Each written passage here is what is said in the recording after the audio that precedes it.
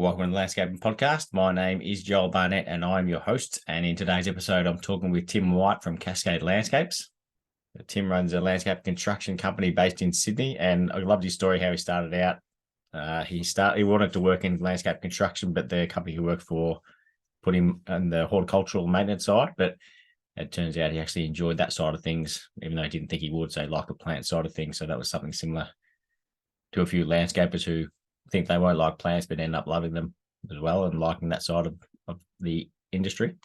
And he's another person who was working in commercial landscaping and then started his business in residential. So as he mentions, he's got some regrets about that because he would have liked to have learned a little bit more, but he's managed to make things work and have a pretty successful business, and started his business at 23, which is pretty young, but he's been going for 7 years now, so doing pretty well.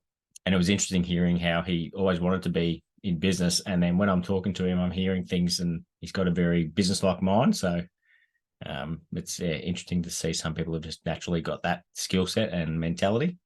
And one of the things I love that he spoke about was when he said every opportunity of a project, so every opportunity to quote a project is an opportunity to impress. I love that mindset as well. So there's plenty of good bits of advice in this chat with Tim. So hopefully you enjoy this chat with Tim White. Tim, thank you very much for joining us on the Landscaping Podcast. My first question for you is, how did you start in the industry? So I got started straight after school. I got offered an apprenticeship with a company, Go Gardening. I thought I was getting a construction apprenticeship, but it turned out it was Parks and Gardens. So I did that for a bit and sort of enjoyed it, surprisingly, I suppose. I never really neither of my parents are green thumbs or anything like that. So I never had much to do in the garden until starting for work, really. So really, like, my first go on a whippersnipper was, my first day on the job type of thing. So yeah, I like that. Like, I enjoyed it. So yeah, fair bit of like horticulture, studying the Parks and Gardens at TAFE, ride TAFE and all of that type of gear. And then eventually I sort of moved on to a commercial company, and they started doing like a bit of construction, not much, but just, small block walls out the front of factory signs and stuff like that. But that piqued my interest a bit more in the construction phase. And a lot of my best mates are all chippies and things like that. So you're sort of working with them on weekends, and wanted to sort of move away from the gardening, I suppose. So then I did the construction course at TAFE at night while still working full time. I didn't do a second apprenticeship or whatever. And then, after a few years of that, I sort of started Cascade at pretty young, like 23, I think I started the business. So, so that was it. That was sort of like the progression, I suppose. So, I didn't mind the horticulture side. I sort of got a surprising interest in plants that I never knew I had. They were, I enjoyed learning about them more than I would have imagined. If you asked me as a teenager I was going to be studying Latin names for plants and stuff, I wouldn't have thought I'd be into it at all. But it was good. So, and it's sort of having a bit of extra plant knowledge, I think, holds you in good stead, even in the construction world. Like, I'm sure you're probably the same. When you get young guys come in, they probably don't give two stuffs about their plants, do they? But but it's also good for impressing the clients. Like, it shows that you know what you're talking about. Yeah, and like when a client asks you a question about the plant and you don't know, they get you on the hop. So if you're able to answer it, you're right, it does sort of impress. Yeah, like you got to know a lot about it as a landscaper, and if you know like a random plant question as well, it really does sort of hold you in good stead with your initial presentations and stuff. So, and especially as we've moved into doing the nicer projects with the bigger budgets, plants really play more of a factor in the whole presentation of the job. Like the lower end jobs, like plants often get cut out because like clients think they can do it themselves and stuff. So for the first few years of Cascade, like we didn't really do much planting. But then, as you sort of move up and the client's budgets are higher, then like plants really play a big part in just like the presentation of the whole project. So you do need to know a bit more, I think. So trying to get my apprentices interested in plants is sometimes difficult, but it is important, I think, for sure. So how long were you with that first Parks and Gardens crew? I think 3 years for them. So they had a construction arm as well, but that's why I thought I was getting into that. But yeah, no, I sort of I don't know, got my wires crossed on where I was headed. So yeah, I was with them for 3 years, and then yeah, the commercial company for 2 or 3 years as well before starting Cascade on my own. So you said you applied for the apprenticeship looking to do landscape construction. Was it just because that apprenticeship was available, or were you looking to get into that side of things straight out of school? Did you know it existed? Anything like it was whichever carpentry or landscaping apprenticeship I got offered, that's what I was going to take basically. So sort of what a lot of people do when they finish school. Like I took about a couple of months off to enjoy myself and surf and party and stuff like that. And then, basically got into the new year and just applied for whatever was in the paper or on Gumtree or wherever I was sort of looking for them. And basically that was my mindset. It was whichever construction type apprenticeship or the carpentry or landscaping I got offered, that's what I was going to take. Go gardening was just the first one who gave me a gig really. So and did you ever have any plans on working for yourself? Like, was that a goal you had early on?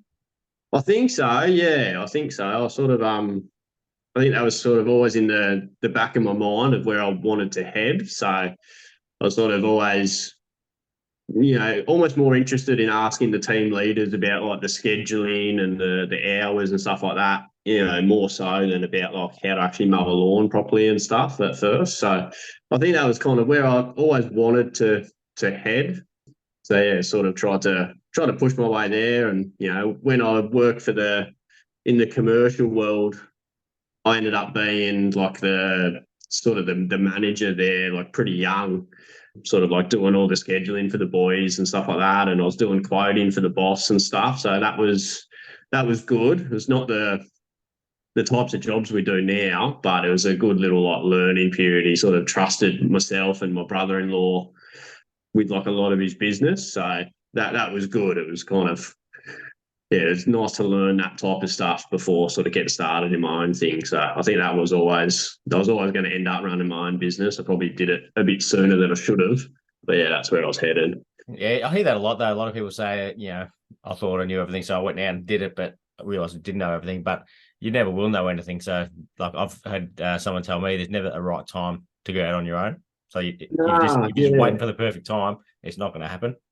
Yeah, I think at like the time in my life, it was like I was kind of ready for it, and I was a bit sick of working for that other company. But looking back, I really do wish that I went and worked because like I went from commercial into Cascade wanting to do residential. I didn't want to do commercial, so I really wish I went and worked for a residential construction company, even just for 12 months. Like it would have been good to go work for like a high end one.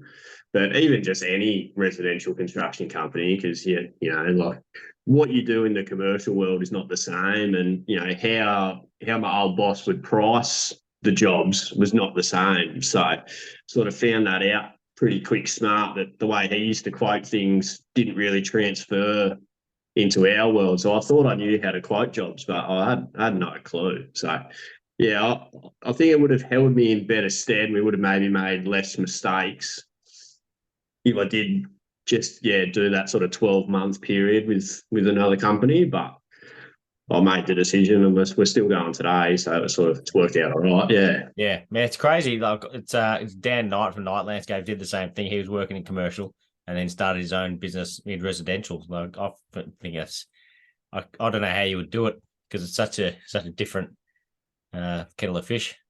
Yeah, and like even just also like dealing with the clients is different. Like let alone the works you do and the billing and all of that type of stuff. Like that's in the commercial world, you're dealing with people where it's not their money, but then you start working on people's homes and like the element of care that you got to take and the relationships you got to build they're different. So I do think if anyone's wanting to make that transition, it would be good to work in that space because like I was a bit naive and I just thought landscaping was landscaping, but it's not. They're kind of almost two separate industries in the same industry, I suppose. Like it's really different.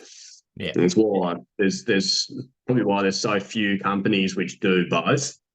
Like there's not many, not in Sydney anyways, of like the big commercial companies that do residential or vice versa. So but it was good. It's Yep. still good for sure. And how long were you at the commercial place for? Just a couple of years, yeah, not Yeah. long. So probably 3 years at them as well.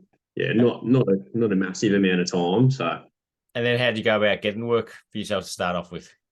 so the first job, as it is for a lot of people, was with family friend, and then air tasker actually. I think Oh, yeah, I had just a couple off air tasker, and then the way the world works, I ended up doing sort of 4 houses on the one street.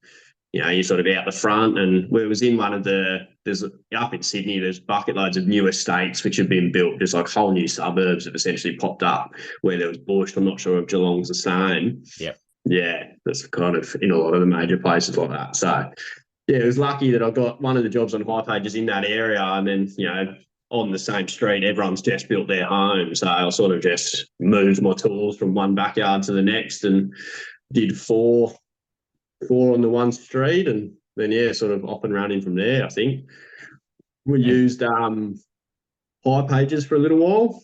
That was pretty good. Like we tried all the letterbox drops and all that type of gear, and it doesn't really work anymore. Everyone looks for stuff online, so yeah, it was High Pages, and then all the Facebook community groups, just getting our name out there, and then once you got a gig, you try to do it as good as you can and get the word of mouth, and just kind of roll it from there. So that's how we operated for the first 2 years. Whenever we had like a quiet spot, we just jumped back on High Pages and sort of spam for a few people, and then after that, we really look to like target builders, like reach out to builders on social media, and like we started working for my mate's building company, just trying to find that repeat work off of them. Like we sort of figured if we could build a relationship with 5 building companies and they could give us 1 to 2 jobs a year, that would be most of our year schedule booked out. So yeah, we pushed pretty hard for that, and that worked for a couple of years. And then these past couple of years, we've kind of done the same, but more trying to build relationships with design firms. So not too dissimilar from what I've heard you say that you did as well. We sort of tried to put our name out there with some of the good designers in Sydney, and yeah, so that's kind of where we're at now, just trying to build those relationships as we go. So yeah, different level. Like most of the time, it's a different level of work, a different quality of work, working for builders directly compared to working for the designers, because then it's the next level up. yeah, we were pretty lucky that some of the builders we work for do some pretty high end stuff. So we weren't necessarily doing high end gardens. We were just doing like paving jobs for them and stuff. But their builds were like quality. So it was still they were still interesting projects and still fun for us to be working on. And one of the builders we worked for, their job ended up in, I think it was Bell Magazine or something like that. So our pavings, stuck in the background of one of their photos. So yeah, it was good. We didn't target the project home builders. It was sort of trying to get in with some of those nicer homes. But you're right, the designers are that next step up. We've done a couple of jobs for Adam Robinson Design now, so you sort of what his work's like, and Yeah, pretty custom type stuff. So that's been cool. So yeah, it is that next step up, and it's where we wanted to progress to keep things interesting for not just my guys, but for myself as well. It's like I like doing new things. I get bored pretty easy. So the designer world is nice because there'll always be at least one element on the job that we haven't built before, or something that as I'm quoting it, I'm working out how we're going to like build it at the same time. So that keeps me invested, I suppose, in the projects, not just the business. So yeah. So yeah, you're not just working to make money; you're actually working as well because you enjoy doing it. yeah, that's it. I went through like a little bit of a funk a couple of years ago where like I didn't really enjoy building per se. Like I liked running the business, but I didn't really necessarily enjoy building things because we were doing a lot of the same stuff. But then the way the business progressed, I had to be back on site more, and so it was weird. I like landscaping and I like the business, but I didn't enjoy like building the decks for a bit. So getting into the designer world where there's things in their plans which I look forward to building, that's kept it all facets of the business still like engaging for me, which is good. Mm. What you were talking about with the working on the designer projects and getting those projects, because just before we started recording this, I did one of the Q&As and someone asked in that if I quote lower on some projects just to win them if they're a cool job. So were you doing that at all, or you just quoted normally? No, still just quoting it normally, I suppose, because the first one that we ever priced for Adam was the biggest contract that we've ever done. So if I went in too low, like I was already stressed enough about it as is, like about like, oh, you want to make sure you do a good job. You're building something you haven't quite done before. It's kind of like it was a pretty big opportunity for us because he was the first real designer that came our way, and he's a pretty big name. So yeah, I didn't want to go in too low and then be worried about rushing and things like that. Because if you start losing money on it, naturally the first thought in your mind is to start trying to do it quicker because you're starting to run out of the sort of cash in the budget, and then the quality of work generally goes down when you rush. So we just priced it normally and hoped that we got the gig, and we did, which was good. So at first, like way back when we started with builders, we went in a little bit cheaper, but now that we've been going for a while and I've got a good flow of work, yeah, I didn't want to sort of sell ourselves short and then, have to compromise the quality to, hopefully still make $1 at the end of the job. So then, yeah, it's worked out so far. Yeah, that's something I hadn't thought of, is if you could quote it low to get the job, but then you've quoted it too low, so then you're trying to rush it and you do a shit job, and then you're not going to get any more work from that person anyway. So you've burned a bridge and you lost money. So it could be a disaster if you go too low. Yeah, that's it. There's nothing worse than like you're looking at what you've still got to spend on the job and what you've still got left to bill, and it's you know like 3 weeks ahead of time that you're starting to lose money, and so naturally you just want to start smashing things out. But you do something wrong, it costs you twice as much money or twice as much time to redo it. And on these type of really good opportunities for the business, if you get something wrong, you've got to go back and redo it. Like you can't just let it slide. And as you said, you burn the bridge and you ruin your chance. And people talk, and your reputation's your reputation. So you sort of once you take a hit to it, it'd be hard to get it back. So yeah. Do you know how you got that first one for Adam? No. I think we might have done a job so he's got a few designers that work for him. I think we may have done a job for one of their friends potentially, or we did a job that he drew up, but the lady came to us rather than through him, and whether they saw it. Yeah, not sure the full story. I know I did slide into his DMs, but he didn't get back to me for a few months. But he probably has every smaller landscape company slide in there at some point, I reckon. So yeah, he just came across us and gave us a shot, which was nice. And yeah, we've done a few for him now, which is good. So yeah, nice. Yeah, that's also the good thing. When we're working for some designers, I said to the guys, it's good. Getting one of their jobs is awesome, but getting the second one is better, because anyone can get one of their jobs and then do a shit job, and then they don't send you any more work. But if you do one of their jobs and then they like enough and they send you another one, then that's when that's the big compliment. Yeah, for sure.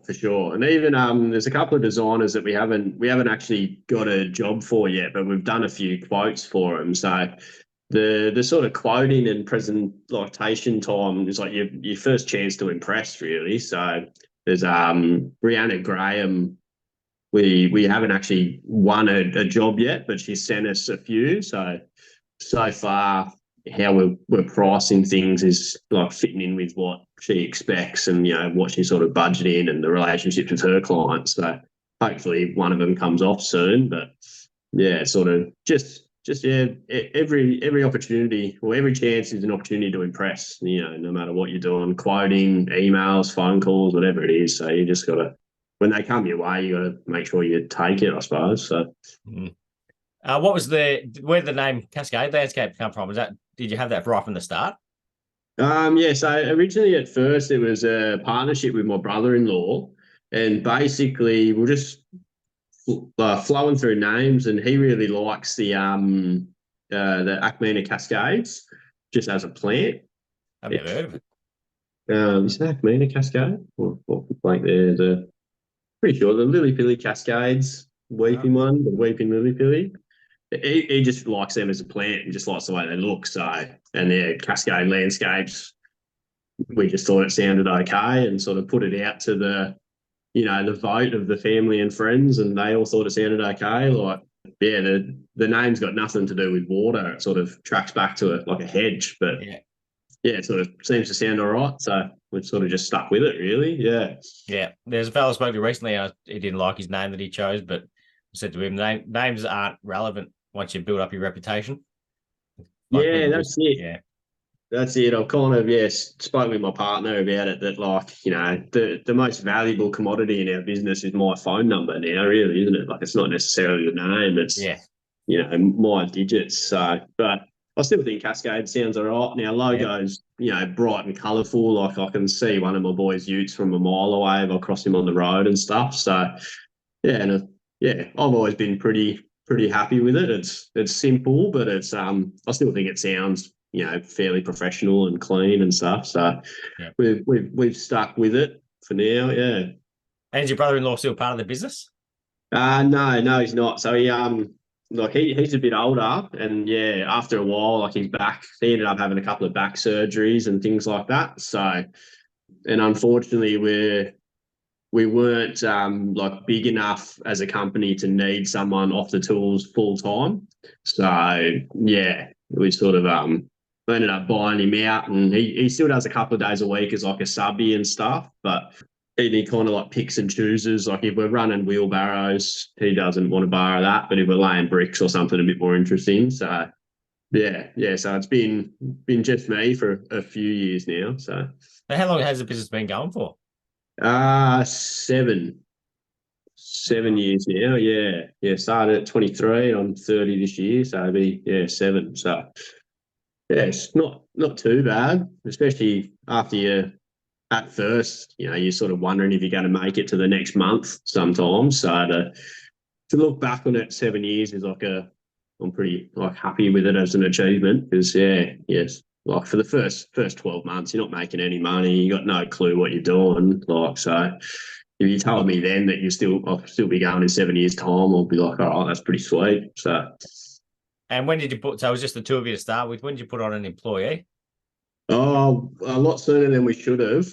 We basically chucked an apprentice on like after 3 or 4 months, really. We had a couple of boys from the commercial company who wanted to come work for us. So yeah, because like one of them, the apprentice that we put on was he was dating my next door neighbour, so we sort of knew him personally, and he was pretty keen, and he wanted to do construction and all of that. So we probably put him on more as like, keen to get him on as like a friend and doing him a favour and stuff. But Mm. as a business, we weren't really ready for an apprentice and didn't have our ducks in a row and didn't necessarily need one, because we had two tradesmen working and we're just doing small, low budget jobs. So we didn't really need another employee, but put him on. And then yeah, after a while, we had like a fair bit of work. So we put a second bloke on who he hadn't finished his trade, but he was like at a tradesman level, I suppose you'd say. So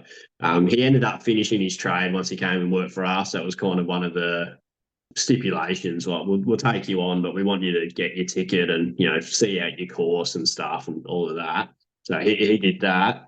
So we put him on, probably 4 months after the apprentice. So within our first year, we had two employees and, me and my business partner, and we thought we were killing it. But yeah, looking back on it, we had no clue what we were doing. So yeah, probably rushed it a bit, but yeah, still going. So And you managed to keep those two guys on as long as you wanted them to be on? yeah, so the apprentice he left after a couple of years for like some personal reasons, and then the tradesman he stayed for a while right up until he moved to Perth, chasing after his missus. So if he hadn't met her, then he'd probably still be with us, and he was great. He was kind of everything you want out of an employee, really, like good bloke, hard working, but he was also smart and cared. And yeah, he was unreal. So it was pretty, oh, sad for him to leave, I suppose. But I think he just, loved his girlfriend more than us. So It's got his priorities mixed up. yeah, got it all wrong. So Got to focus on work. Yeah. I Yeah, feel no, like you made it work for them. Then it can't be too bad of a decision to put them on. yeah, we didn't have to let him go or anything. So yeah, like as I said, we made it work, but we didn't need him. Like it was kind Yeah. of. But yeah, it eventually once we got to needing the staff, it was good to have that tradesman already on, like Jerry already with us and stuff. Because then when we put on some new people that we didn't know, like the first sort of hires of people that we hadn't known before, which is a bit more nerve wracking, sort of as you know, the apprentices that you get sent through and the resumes that come through, you got no idea what they're going to be like when they turn up on site. So having someone who was already there that we knew and had worked with us for a long time and stuff was good. He kind of kept our standards going when we went around and made that period of dry hiring a bit easier. So that was good. Yeah. And how many staff have you got now? So now we've only got two, but late last year we got up to 8 at one point. Yeah, right.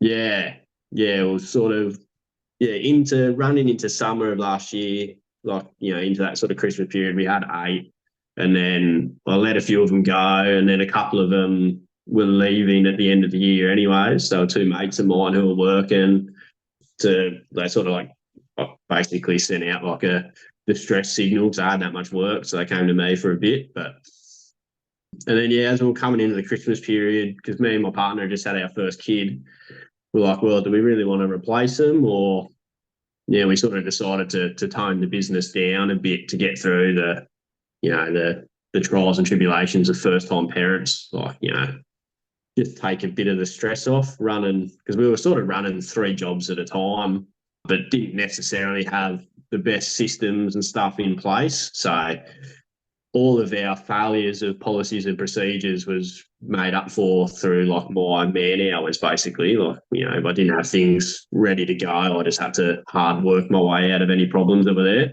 So yeah, with a baby at home, it's a bit harder. So yeah, we made a decision over the Christmas period to not replace the people who were leaving and not replace the people that are let go, and just kept like one good core team.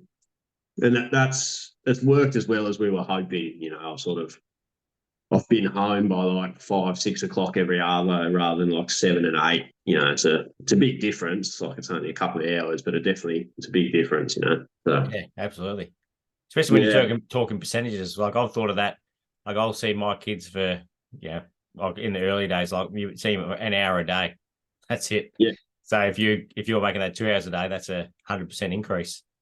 Yeah, and it's about the quality time as well, because like the later I get home, like even though you see them, it's kind of like dinner, bath, bed, isn't it? But if I can get home for 5, I can actually spend a couple of hours like spending time with her, and that also gives my missus a reprieve of she can have a couple of hours of, not having to cook dinner right away. Like she can go, watch some telly or whatever, and I can spend some time with my kids. So yeah, we've got the desired result of toning the business down, and as like and as you hear from a lot of people, like I haven't really taken a pay cut or anything like that. So it sort of shows, even though we were sort of running 3 jobs, like how probably wildly inefficient they were when we're sort of cutting down to the 1.5 jobs that we're doing now. And my bank account hasn't really changed. So yeah, but I think it was good to get to that size. Like we got there not inorganically, but we kind of just had so much work that I had to just put people on. It didn't happen slowly. Like we kind of went from 4 to 8 within like a month type of thing. But I think it will hold us in good stead to get to that size. And I saw like what went wrong, what didn't work, what team makeups didn't work and stuff, because we kind of trialed everything. We trialed 1 project manager and 3 apprentices, and then we trialed like multiple tradesmen, and just gave anything a go to see what would work, and found out like a lot of it didn't. So once we're sort of settled back in as parents and potentially looking to grow again, I'll be able to use that as a good reference point of what to do and what not to do. Yeah. It's also hard because each job's so different. So what might have worked on one makeup of crew on one job, if they're doing different style of work on another one, it might be completely different. And it doesn't work on that side. Yeah, that's it. Because we some of our projects, like even just the square meterage of them varies wildly. You know, like a lot of the jobs that we've done in the city, like they're no more than 50 or 60 square meters. There's like a million and one things packed into it, but the backyards are tiny. So having lots of labourers or apprentices and stuff isn't actually that useful. Like you don't have a lot of things to dig out or a lot of bulk materials to run. Like you kind of you're really building things like mostly every day. So you really do need like more skilled people on site as opposed to just sets of hands. Like having 4 people on a site like that is useless if 2 of them can't do anything. But then on some of the bigger jobs that we've done in the Sydney Hills area, you do just need people moving bulk materials. So and we haven't really niched down into any particular suburbs or any type of work or anything like that yet.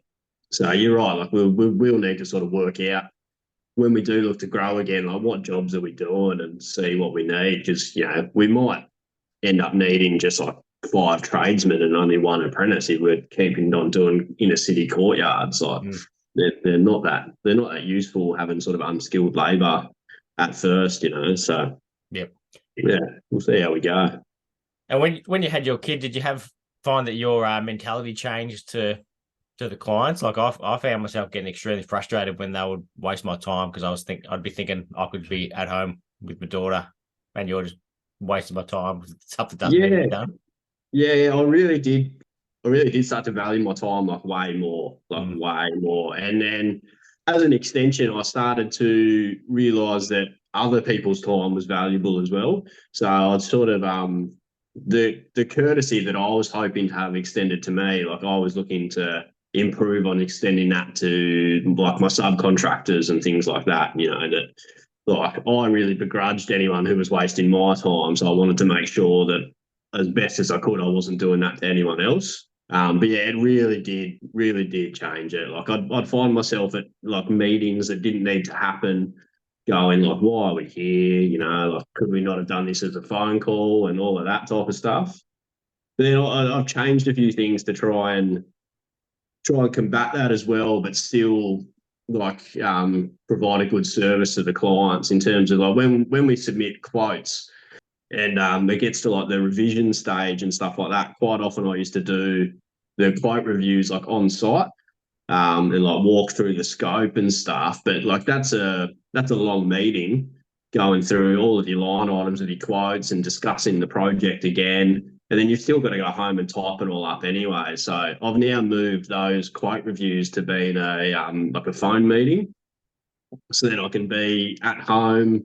It's a lot shorter because you're not walking around the job for the second time, and I can sort of be typing up what we're discussing at the same time. So it's saved a lot of time for me because I'm not then having to drive home from those meetings and stuff. But I still think it's delivering a good service to the client because they're getting a formal meeting that's booked in, and then they're getting all of the notes from that meeting sent to them 5 minutes after the meeting ends. So even for the presentation of the quote, I still think it works pretty well. But it saves me multiple hours. Like the 4:30 meetings with a client on site are like you dread them. So whatever I can do to avoid that, I try to. Yeah, for sure. And did you learn from anyone how to do your quote presentations like that, or you just made that up yourself as you go? Just kind of made it up myself as I go, like because as I said, like you sort of you did the quote, and naturally, as you know, especially once you start doing the larger jobs, there's things that got to be revised, budget discussions which has to happen and stuff like that. Like I can't remember the last quote I sent through that just got accepted in its first pass. So it was just like a trial and error, like we sort of, and then I tried to. And like it takes longer to type the quote, but my quotes are quite wordy and like detailed now to try and cut down on the questions. Like I suppose at first you think you got so much admin to do, so you try and make it as short and sharp as you can. But like a less than detailed quote opens it up to more questions from the client. So then you end up you spend more time because then you got to go through and do it all again and explain it and stuff. So I like to word my quotes as such that if we do get to contract stage, I can just copy and paste the quote sheet into the contract as the scope of works, and there's no ambiguity in any of the line items and stuff. So it does take longer to type each quote, but I've found it has cut down on the questions and stuff like that. So, and it presents well. The client reads it and they know where they're spending their money. So it's just trial and error, really, like it is. So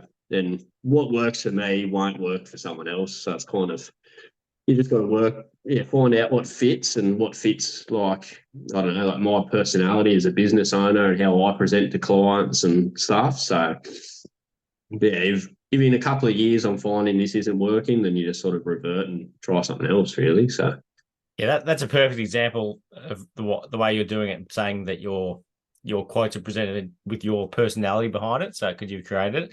Whereas if someone's like, sort of an ochre tradesman, just does sort of basic sort of stuff, and they get a lawyer to write their quotes, it's not going to match up with the same language. So yeah, it helps doing it yourself like that. So it's you talking to the client. yeah, it's also like I think you got to have that sort of I don't know, like the genuine feel to you in like all aspects of your business, like even in your social media, like your wording of your emails and things like that. Like, so like, oh, sometimes my guys on site can't believe the way that I speak to my lovely partner, but like I try to just talk to everyone the same. Like it's sort of, I am just who I am, and but then that passes through in my emails, my phone calls. Like it's just my presentation. So I then feel like that when you build a relationship with the client, they know who they're dealing with, and it all feels like authentic. Like they can sort of build a relationship with like Cascade as a whole, because everything from Cascade is sort of like how I am as a person. So because you're right, like you meet some people and then you see how they like sort of post on their social medias, and you're like, that's not you guys at Yeah. all. So um, yeah, I suppose it works for them, but I do think being authentic and genuine, like it's better. Like you're not putting on a show, you're not going to get caught out. And I do think it sort of helps build relationships with your clients, because some of them are trusting tradies with like an awful lot of money. If you're not sort of being who you are, then it's kind of, you're sort of selling the whole relationship short right from the jump. Yeah, So and you're not fooling anyone either. Like people see through that. They can see if you're hiring companies to do your social media a lot of the time. Like, yeah, yeah. Yeah, and like I even have it with like subbies and stuff like that. Like I quite often go home to my partner and just be like, when you feel like someone's just lying to you, and so you're like, I don't end up giving them the gig with us, because like you're having your chat and you're like something just feels off. yeah, Like I think a lot of people are a lot better at picking up on the vibes of other people than some people give them credit for. So yeah, yeah. I couldn't recommend more highly to trust your gut when you're talking to yeah, someone, because it's yeah. right 99% of the time. Yeah, and like that might mean that potentially I've lost out on a couple of jobs because I'm not some clients type of person. Like I sort of, but that's fine, because if they've got that feeling from me that our personalities aren't going to mesh, then they've got to trust their gut as well, and perhaps we wouldn't have meshed. So then that sort of holds you in better stead. So Something I've loved that you've done on your Instagram is is meeting your staff, and yeah. it feels like you had more than two that you did that. So have you had one of those left since you Yeah, did yeah. that? One of she literally left. Tanisha left last week, I think. She got a job with ED Landscapes, Oh Les. yeah, Yeah, she got a job with them because all of his jobs are about 20 minutes from her house, whereas I work in every corner of Sydney. So yeah, she sort of just wanted to get back a bit of her personal time, which is, as we were discussing, you yeah, can't begrudge her for that. So yeah, yeah, we had three at the time of that photos. So when she handed in her resignation, we sort of rushed to get the last couple of photos out, which we took them. So we got to get it out there. Yeah, So that was something that my missus had been hounding me to do for about 3 years. And I didn't really want to do it because it's not the type of guy I am. Like I hate being in photos and stuff. But she's like, "No, you got to do it." And they're some of our most liked and most engaged photos we've ever put up. Like it seems like people love Oh yeah, people. Yeah. clients It's love that not as well, so they can actually see who's going to be at their house. Yeah, yeah, and like the photo of me holding my daughter on site, like that's got more likes than anything I've ever built. So maybe I just need to start towing her along to everything, might get some gigs. But yeah, that was my partner's idea. But I think it is important, like as you said, like yeah, people, and it's really helped, like it's boosted our sort of engagement and like inquiries that we've got since doing it because yeah, it's not just a business. They know like who we are, and I even had a guy saying like he liked knowing like who my staff was, not just me. Like he liked knowing that like that there was a tradesman coming and things like that. Like he sort of he judged the team as a whole, not just himself. So yeah, it was good. It was Yeah, good. like I get a lot of compliments just about every job about how awesome my staff are, but people Yeah, don't know that until they've already signed you up for the job. So if yeah. you're, it's one thing for the owner to get on Instagram and show their face and talk so that then their clients get to know them, but having your staff on, I reckon, is a great idea. But definitely people should put themselves on there because if you put yourself in a client's shoes, it can be an intimidating experience getting a landscaper to come out and quote your job and then spend a couple of months at your place. So it's good to know what they're like. Yeah, yeah, for sure. Like I can only imagine. Like we've never even spent close to some of like the contracts that we've had. Like we've never even like had that much money in the bank to spend what some of the clients have entrusted. Like they've essentially entrusted me with like more money than I've ever had in my life, type of thing. So you can understand as you said, the nervousness of making that decision. So it's not just the like you want to do the quote presentations, all of that, but as my sort of partner was running into me, it's the team presentation as well. She's like, you put a lot of effort into presenting your business in a certain way. The team and myself and all of that, that's part of that. So putting that forward, yeah, it has held us in good stead. And we went and priced a job for someone who runs a social media marketing company, and she was impressed with our sort of social media. So I sort of gave a tip of my hat to the partner for that. I was like, well, she does it for a living, and I guess I'll just shut up and do what I'm told now and take whatever photos you want me to take. So And how the staff go getting their photos taken? They were kicking up a stink, and you just forced them to do it. no, I was the one kicking up the biggest stink, mate. Yeah, I hate photos, so that's yeah. Putting myself out there, that was tougher than getting any of my team involved. Yeah, Mike, the tradesman, turned up with his hair done, and yeah, he was they were more into it than me. So yeah, it's really myself who's got to sort of keep myself up the arse. They were fine. Yeah. Yeah. Have you ever had a business coach or anything, or any mentors to help you running the business, or you just keep making it up as you go? No, so my old man ran every Catholic, like he was the director of Catholic education in Sydney. So like he was in like his world, he was a pretty important guy. And it's not just like the teaching and stuff, like he's obviously got to run the schools as like a bit of a business. So he gave us a bit of a head start, like or a bit of mentoring at first. But obviously once it started getting into more of like the landscaping world and like the accounting world and stuff like that, he didn't know so much those things. He was kind of just more like a sounding board of like just seeing where our head was at with a couple of decisions and stuff. But yeah, no formal coaching, and we didn't even meet with him formally. It was just kind of having a chat with him at family functions and things. Yeah, no real advice or yeah mentoring or anything like that. Like again, a bit like how I said, I wish I would have worked for a company. I probably wish I did have, someone more in the industry to sound off of, especially when you start, things aren't going well. Like, like as, once cash flow starts getting tight, the doubt starts to settle in. You're like, fuck, do I know what I'm doing? You like to think you're a pretty clever bloke, and then you got no money in the account. You're like, maybe I'm shit house at this. But yeah, so yeah, a lot of it we've just kind of worked out, but a lot of it's trial and error, really. Like I've always been, and I've gotten more into it, but like I think it's a very important thing is to to review your business and to like review your jobs as well. Like just even jobs which go well, review them and why did they go well, so you can repeat it. Like I think at first we had a job which would go well and you made a tiny bit of money and you just went, oh fucking oath, and just moved on. Then your next job doesn't go well, but you didn't sort of, I don't know, jot down what you nailed on the last one and float it through. So yeah, I've just always been big on reviewing. Like I'm constantly changing things. I've never sort of settled.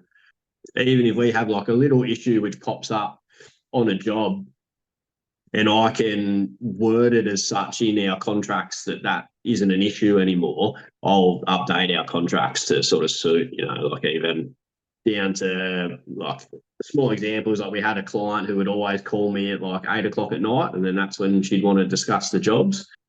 And like at first, you sort of answered the calls and discussed it, but then it was like every day, and well, this is, I'm trying to go to bed here and stuff. So just sort of worded in our contract that like a formal meeting availability and time slot, and like put in business hours in there. Because when I sort of came back to her and said, oh, this is outside of business hours, her response was, well, you've always answered my calls before. I was like, well, you've got me there, but so just little things like that. Like that's a very small example, but just sort of putting that into our project contracts just gives you that little bit of breathing space if you've got to have a discussion with a client. I'm constantly just making notes of things which I haven't nailed or things which haven't gone well, and like how can I make sure that doesn't happen again. Yeah, I wouldn't mind reaching out to a mentor. I sort of been speaking with Mike Cass from Cass Creative, Yep. and he in Design at Landscapes. Had a couple of chats with him and a sort of face-to-face meeting with him, and we wasn't a mentoring, but we just kind of chatted about landscaping really, and he told me about his business and I told him about mine, and so that was pretty cool. Like no formal advice, but just sort of talking through it, which was nice. So have you got any landscapers you sort of gives you a chop out and vice versa on site? Yeah. Nah, I've never done it. I've never gone and worked in with another company. The tradesman who works for me, he used to do it. Like he worked in a small business and they knew 3 other small businesses and they all just kind of rotated in and out. Yeah, I've never done it. Mike Cass might have an opportunity for us to do it.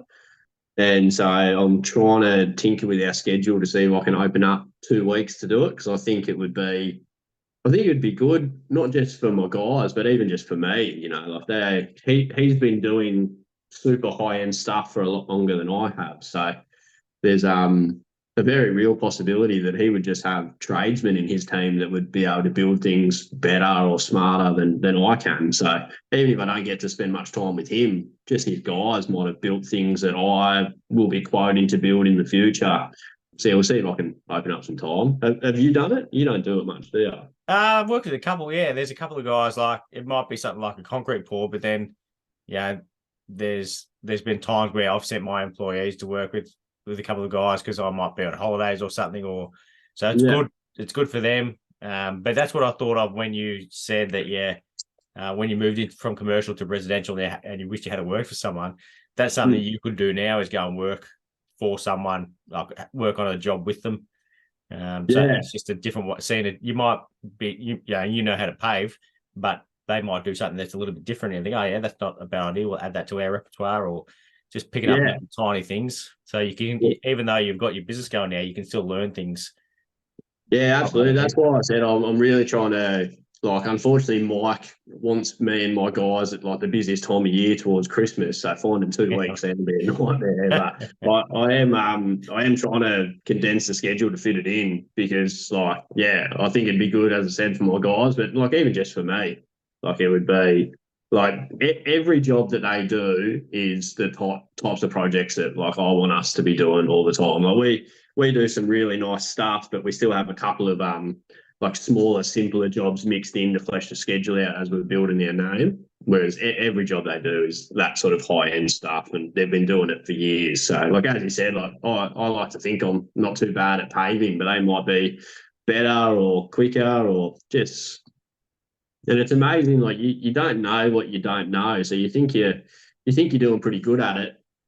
But like our tradesman, when he came to work for us, just because he'd worked for other people, like he's had a couple of little tricks and he's like, oh, you do it like this. And you're like, fuck it.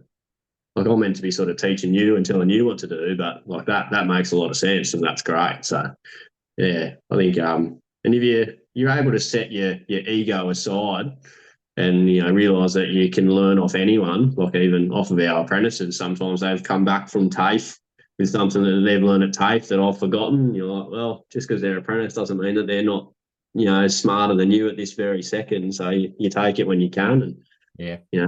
move on. Yeah, I had a guy working with him for 2 weeks, and he came up with an idea that that I had never thought of in 14 years or 20 years of landscaping. So it's Yeah, it's even just listen. that fresh eyes, isn't it? Sometimes they just look at things from like, and even sometimes like my missus will sort of work out something. Like I'm explaining the story to her and she understands what I'm talking about. And like she's never stepped foot on a job site apart to take photos in her life. So yeah, that's it. It's about sort of putting that ego aside and learning off. And like I know I've messaged you, but I've messaged a fair few landscapers when I see guys posting on their stories of them building something, and I'm just like, well, I don't know how they've done that, so I'm just going to bloody ask, Yep. And to this day, I haven't had a single person call me an idiot for asking the question. A couple of people haven't replied, but for the most part, everyone's pretty keen to share their knowledge. And even if I see someone doing something and like I think I've got a better way, like a couple of guys I've got a bit of a relationship with, I'd send them a message. Like, I know one company was retumbling an edge on some tumbled limestone, and I sort of sent them a screenshot of the tool that we use that I think gives a good finish sort of thing. And just sort of pass on the knowledge where you can, and it gets returned back and everyone just gets better. Yep. Yeah, and like I know I would appreciate that if I'll get advice on some things I do, and some of that's from people being trolls, but sometimes they've got good ideas as well that they come up with. Yeah, for sure. Like and like I'm not arrogant enough to think that I know everything. So yeah, like it took me a little while. Like for the first couple of years, I used to sort of view other landscapers as like competition a bit. Being young and you're struggling to sort of pay your bills and you're going out and quoting 20 jobs and getting one. So everyone was competition at that point. But now I sort of just view everyone as, they're doing their own thing. And if I can learn off them and take what they can do, and, then that's fine. I've sort of grown up a bit and don't view other landscapers as competition, sort of most of them are, you'd probably be surprised you end up being mates with. Like they're, absolutely. young, they're blokes or, young people living in the same city that you are, doing the same job that you enjoy. Like you probably get along with them just fine. Yeah. So can you see yourself, what sort of staff numbers would you see yourself with in like 4 or 5 years' time? Do you have any goals that you're working towards? I'd like to grow. Like I sort of, that's been the long-term goal. Like I do want to be like a bigger company and envisage myself like off the tools and things like that. Just for, and I know I've heard you talk about it, like just to add the longevity to your career as well. Like you're really going down the design path now, but I can barely, write my own name. So design's probably not for me just yet. So yeah, the sort of getting to those bigger numbers where we can sustain me being off the tools, but whether that's 12, 20, whatever the number is, I'm not too sure. But the long-term goal is to not be on the tools. So you have to get to a certain size to support my wage of not being a revenue generator on site. Yeah, what that number will be, I'm not too sure. I was very keen on the idea of potentially getting into like building, like actually sort of potentially building houses or doing the full renovations and things like that. But you have to do the builder's license and that type of stuff. So that's a long-term goal. Like at the moment, I don't know when I'd have time to run the business, be a present dad and sort of study the builders at the same time. So I think we'll just focus on, getting the landscaping side of it to be as good as it can be. And then when I feel like I've got a bit more time, then look to maybe push into to growing again, but probably a bit slower than we did last time. Just sort of wait till I've got the right staff to grow, as opposed to grow and then find the staff later. That didn't work out at all. So Yeah, that's the best way to go. yeah. And last question for you, Tim. Who do you think would be a good guest to have on the podcast?